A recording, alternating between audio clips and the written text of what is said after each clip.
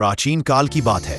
एक अद्भुत पर्वत था जिसका नाम था त्रिकूट। यह पर्वत तीनों लोकों में अपनी सुंदरता और समृद्धि के लिए विख्यात था। इसके शिखर बादलों को छूते थे और इसकी घाटियों में दुर्लभ औषधियों के पौधे उगते थे। इसी पर्वत की एक निर्मल झील में हाथियों का एक विशाल झुंड रहता था, जिसका राजा गजेंद्र नामक एक महाबलशाली हाथी था।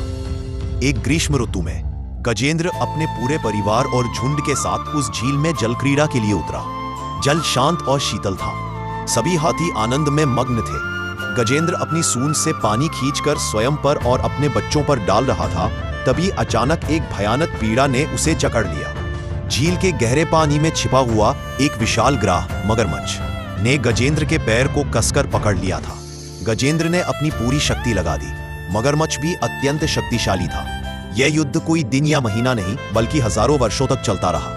जल के भीतर मगरमच्छ की शक्ति अधिक थी, जबकि गजेंद्र की शक्ति लगातार क्षीण हो रही थी। उसके साथी हाथी, पत्नियां और बच्चे, जिन्होंने पहले गजेंद्र के बल पर सुख भोगा था, वे भी धीरे धीरे हार माना, उसे छोड़कर चले गए। जब गजेंद्र पूरी तरह थक गया और उसे लगा कि अब उसका अंत निश्चित है, तब उसकी आंखें खुल गईं। उसने महसूस किया कि इस भौतिक बल से वो नहीं जीत सकता।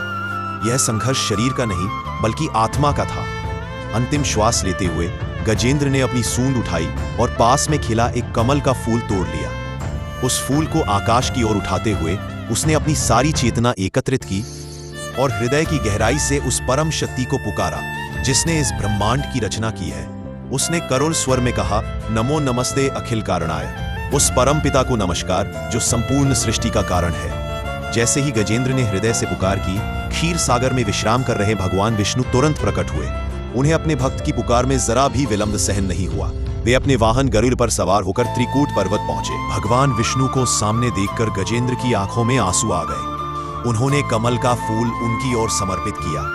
भगवान ने तत्काल अपने सुदर्शन चक्र का प्रयोग किया और उस ग्राह का सिर धड़ से अलग कर दिया। गजेंद्र मुक्त हो गया। तत्पश्चात भगवान विष्णु ने गजेंद्र को न केवल मगरमच्छ के बंधन से, बल्कि जन्म और मृत्यु के बंधन से भी मुक्त कर दिया और उसे मोक्ष प्रदान किया। इस कथा का सार यह है कि जब सभी सांसारिक सहारे छूट जाते हैं और भक्त पूर्ण रूप से ईश्वर पर निर्भर हो जाता है, तब वह परम सत्ता क्षण भर में उसकी रक्षा करती है।